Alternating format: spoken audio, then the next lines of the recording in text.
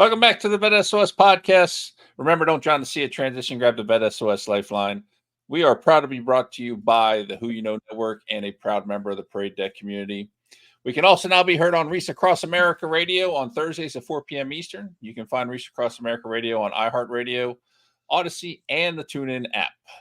We are excited today to have Jeremy Wahlberg from Our Heroes Tour with us today. The organization approaches the military family in a great way. Can't wait to get into this discussion here shortly to learn more about what this organization's doing. I'm here again with the OG Mark Elder sitting in for Keith while he's out. How are you doing today, Mark? Hey, good morning, everyone, or whatever time it is. I guess, no, it'd be the afternoon for you guys. It's great to be here, and it's great to be back. So it's been a little while since I've been in the saddle, so bear with me as I get my bearings around me. But super excited, to hear from Jeremy and just reconnect with all y'all here in the VET S.O.S network. Outstanding. All right, so let's jump right into it. Jeremy Wahlberg is a retired military veteran with 27 years of service, including 18-month deployment for Operation Iraqi Freedom. His journey anchored by his family, wife, Kaylin, 21 years retired military veteran, sons, Devin and London, and recently adopted daughter, Bella, centers on their shared love for water sports. Together, they founded Our Heroes Tour, a nonprofit dedicated to bringing healing and joy to first responders, military personnel, and their families. Additionally, they operate the Minnesota Wake Surf Championship, now a nonprofit event, drawing thousands annually and offering diverse activities. We're so happy you joined us today, Jeremy, to tell us about your organization. How are you doing today? Wonderful. How you guys doing? Oh, man, hanging in there. So we're going to start with your transition story. Tell us a little bit about your transition and how that worked and how that went for you. Yeah, so my transition was actually kind of sudden. I mean, my wife was deployed to Kuwait for a year. And I was going to stick out my last year in the military, and I was going to wait until she got back. We had everything, set. It was one of those things. And then COVID started to happen, and I got a job opportunity that I just really couldn't pass up. And so I pulled the trigger kind of unexpectedly a year before I was planning on it. And I started selling luxury boats on a lake in just outside of the Twin Cities in Minnesota. And it's a very well-off community. And it turns out that selling boats during COVID in Minnesota was probably one of the most lucrative things you could have possibly done. So career-wise, it was really good. It really set us up for financially, I guess, to really do the things that we wanted to do when we retired, and that was have the opportunity to give back, because there were so many other organizations out there that helped us that we wanted to position ourselves to do the things that we were very passionate about, and that was giving back to people.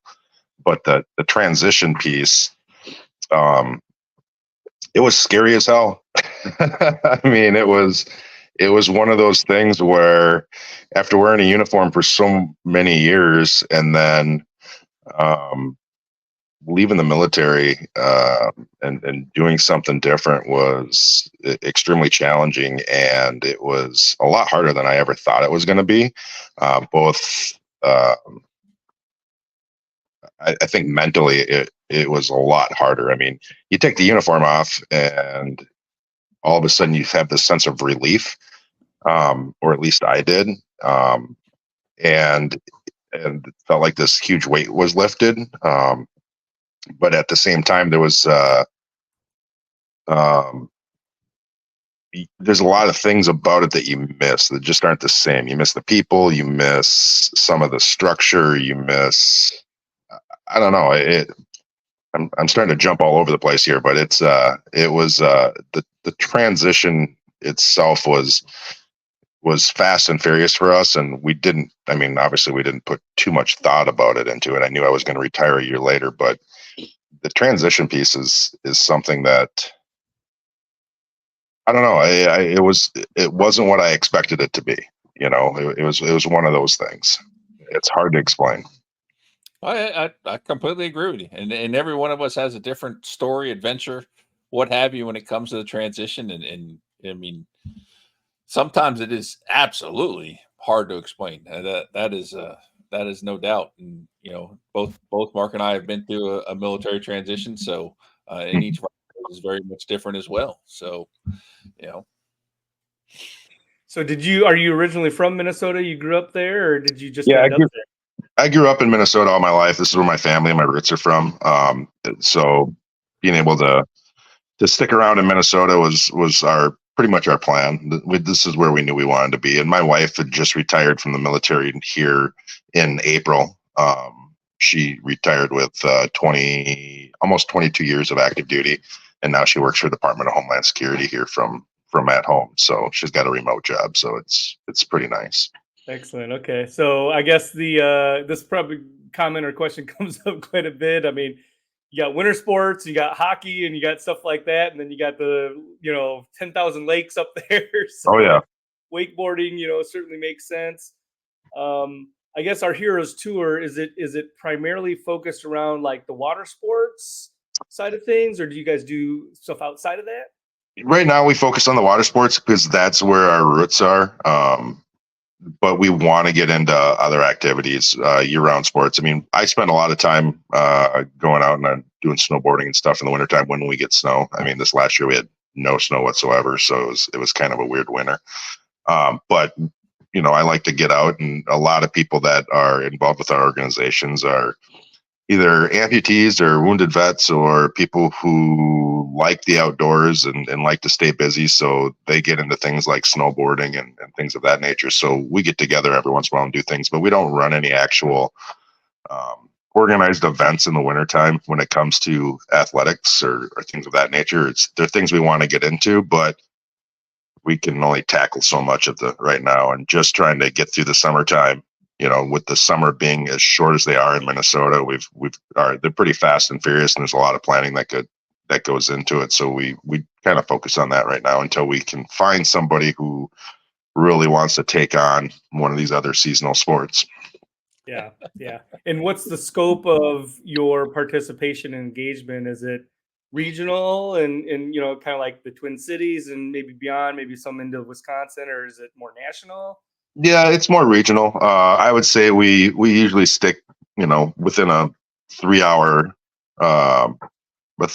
circle around the Twin Cities area. We haven't traveled too much farther than that outside of a 3-hour window. But that's the whole thing about our hero stores. We're willing to go where the heroes are. So if there was somebody who was nominated, because that's what we rely on is the nominations from the general public. If somebody was nominated and accepted into the program, we would go to them. So we just did one that was a couple hours north of the Twin Cities here on a couple days ago, which was with a retired fire chief who had 45 years of service as a police officer, an EMT. I mean, did the whole gamut of things, and has a family that was very dedicated to service, and had also spent some time in law enforcement and as an EMT.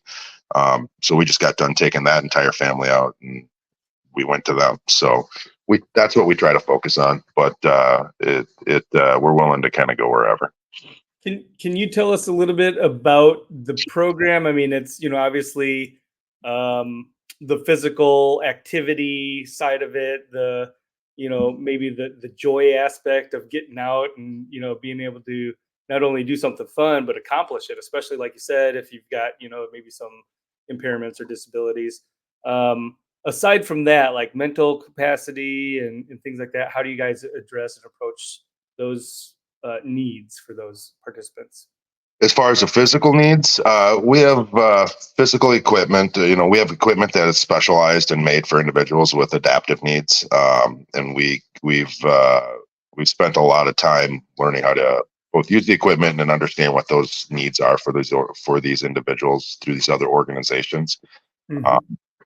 I just got done yesterday. I spent 4 hours on the lake yesterday with a friend and a gentleman who's a double amputee from the below the knees, and we were on the water yesterday surfing for about 4 hours together. So we get an opportunity to talk about those things, and some of the things we were talking about is doing some additional classes and programs for next year, and setting up some things through like Courage Kenny and working more with individuals that are maybe wheelchair bound or need some additional assistance. And so we talked about like what additional equipment do we need, what kind of volunteer structure do we need, just to make sure that we can accommodate those individuals. But those are the kinds of the things that we really like to get involved with, and that's just giving people an opportunity to do something that they just may not ever have an opportunity to do anywhere else. Yeah, or even thought about having an opportunity to do from that point, right? Yep. That's awesome. So, what was the driving force behind wanting to start Our Heroes Tour? What led you to that? A gentleman that I had served with in the military by the name of Shane Hudella, he started a program called Defending the Blue Line, which is now nationally known as United Heroes League. And they keep military kids and families active in sports. So through that program, my kids got involved with hockey, got grants for equipment, got get tickets to games, got a lot of opportunities to do things. And throughout the years, my wife and I always said, if we ever got an opportunity to give back, we want to give back doing something that we're passionate about. So while she was deployed, I started, when we started the program, we weren't officially a 501c3. We just started giving back to that organization, to the United Heroes League, and taking families from that organization out. And it just really grew from there. I don't know. It's something about bringing joy to other people and getting them out doing something that they may never have an opportunity to do. Both of my kids played hockey, and I'm as they grew up, and I'm a very firm believer in the fact that if they wouldn't have gotten that opportunity through this other organization, they may have never have done it. So it's really kind of cool opening up some doors for people doing something that they may not have exposure to, or have the opportunity to be exposed, to or try. So it's a lot of fun. Oh, absolutely. And so you alluded to nomination process earlier. So how's this whole thing work? Like, how does someone wind up getting involved with your organization? So we rely on, nominations from the general public. So you can go onto our website at ourheroestour.org, and there's a spot on there where if you have an individual or a family that they feel should be recognized, they can, submit the name and a little story or bio on the why. And then every few months we have our team go through them, or as we start to get some built up, we have our team go through them and one, screen them, and then two, we start reaching out to the families to try to set up dates and coordinate, what will and wouldn't work. And it's it's one of those things that's just, it feels good because we don't live in all these different small towns and communities around Minnesota or, Wisconsin. These people know these, who's special and who needs to be recognized more than anybody. And there's all these amazing stories out there that people are aware of, and amazing people that need to be recognized. And when you get connected with them through somebody that you just don't know, it becomes very, very special. I mean, it's one of those things we just don't want to call people up and say, hey, we want to take you out. There should be something special. There should be a story behind it. There should be some meaning, and those are the kind of things we're trying to capture and highlight, because there's a lot of things that just go untold to the general public. And unless you know these people personally, you just never hear about it. Mm-hmm. That's a great point. So that's a really good point. So, all right. So someone got nominated. Yep. Can you walk us through kind of what an event looks like for one of these nominated people? Yeah, like the event we just did, we coordinated. We actually, it worked out good because when they had retired from the fire service and everything, they moved their family to northern Minnesota, and they live on a lake.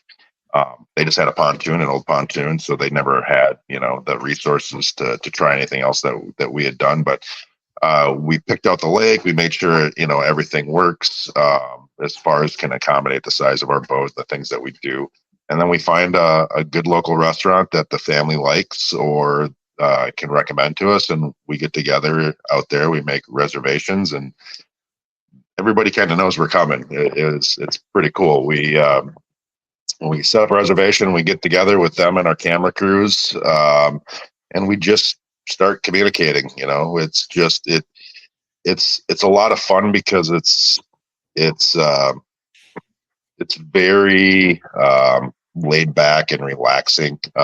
It's like friends getting together for an afternoon of fun kind of deal, and we capture everything, and people are mic'd up, so it what you see on the screen and on TV when we're done is very it's just fun to watch. I mean, this last event that we did, the local news even came out and got wind of what we were doing, and they ended up coming out and doing a story on it. So it's I don't know, it's something different. I mean, it's recognizing local heroes and their families isn't something that's new by any means, but I think the way that we're doing it and the way we're kind of trying to tell their stories, I think is what is very unique about it.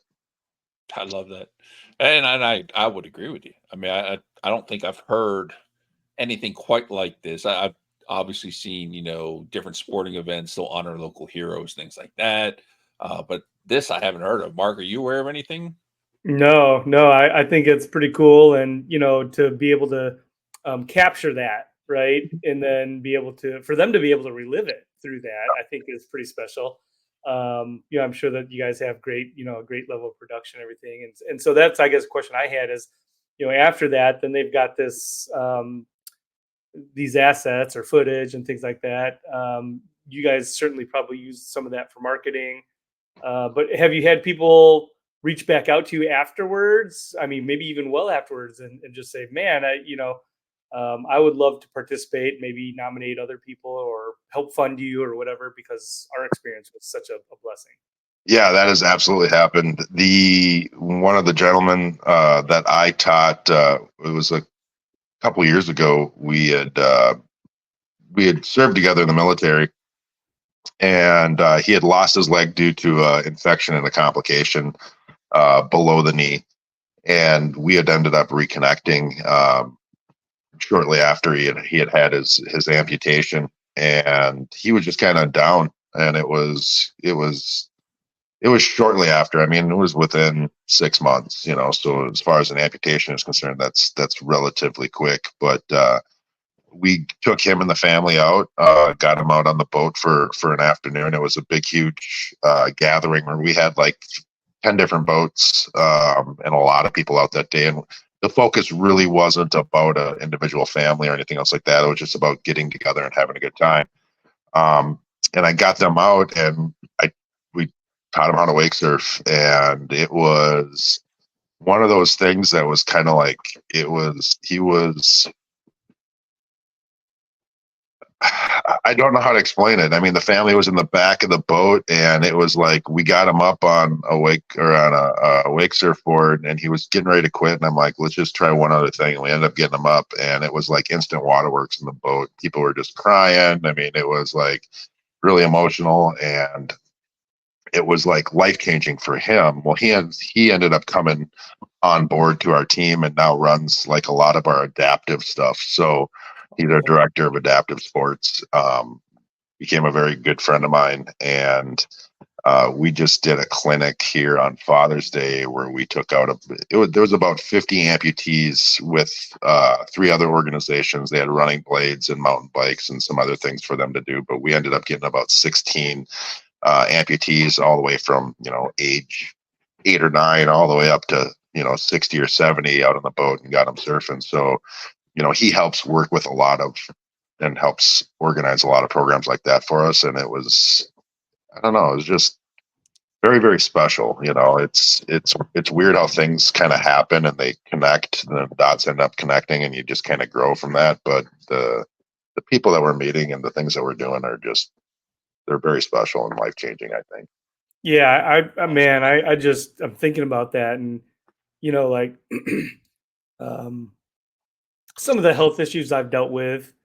Sean, probably you too, right? And whether it's related to military or trauma or first responding or anything like that, like people have their own journeys. But I just am trying to imagine, like, if I were an amputee, or had some disability where I thought I would never be able to do some things that, normal people just could do. And then to be able to experience that, to have a team like Yep. yours come out and just totally flip that script, right?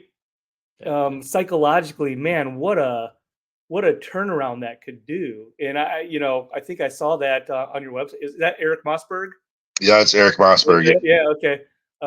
Yeah, I mean, just what a mental shift that could create for somebody, and just totally change the trajectory Yep. of their future, right?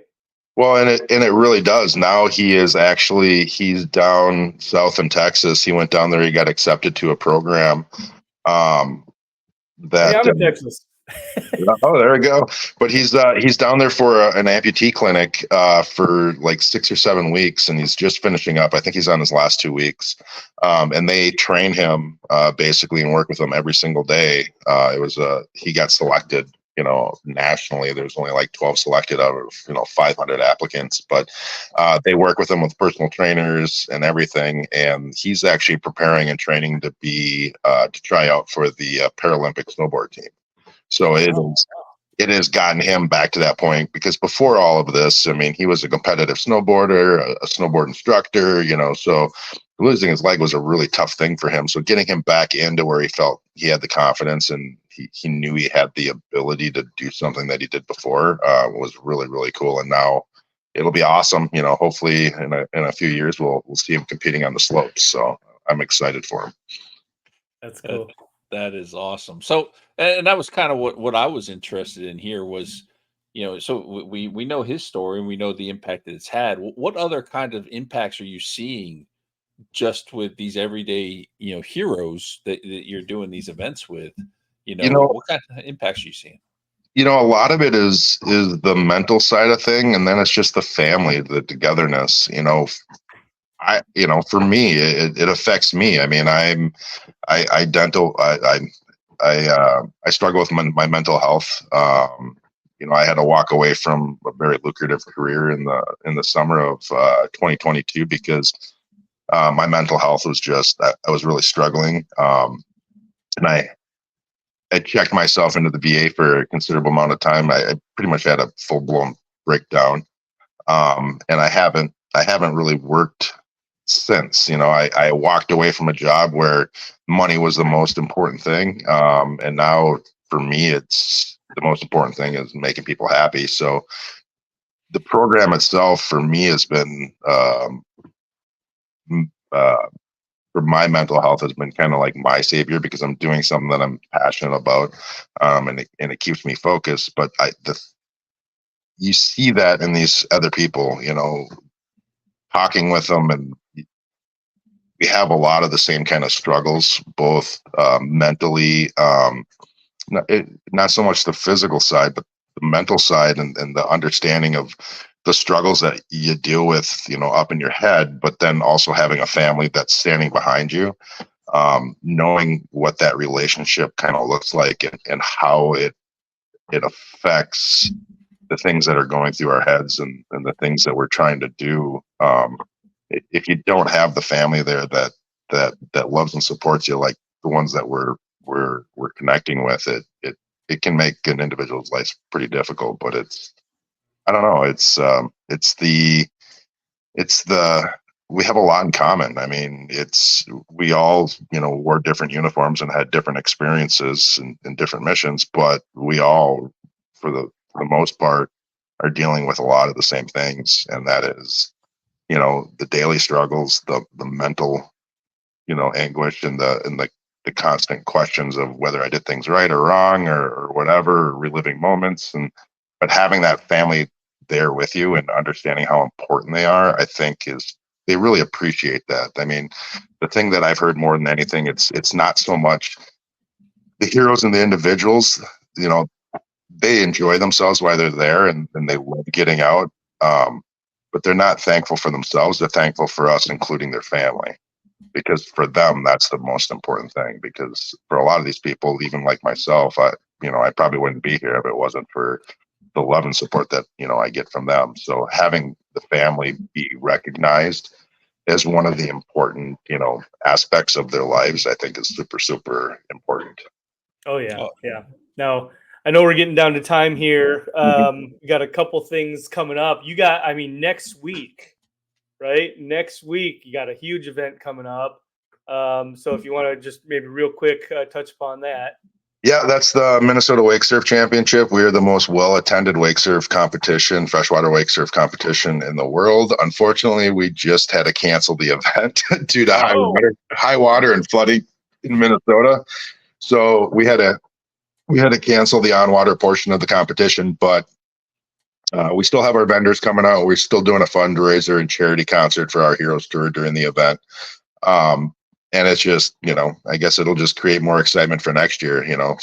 Missing it for a year, people will really, get really excited about, what's going to come next year. So it's unfortunate, but there's certain things that we beyond our control, and Mother Nature is number one. Oh, that's a bummer. Yeah. Yep. Okay.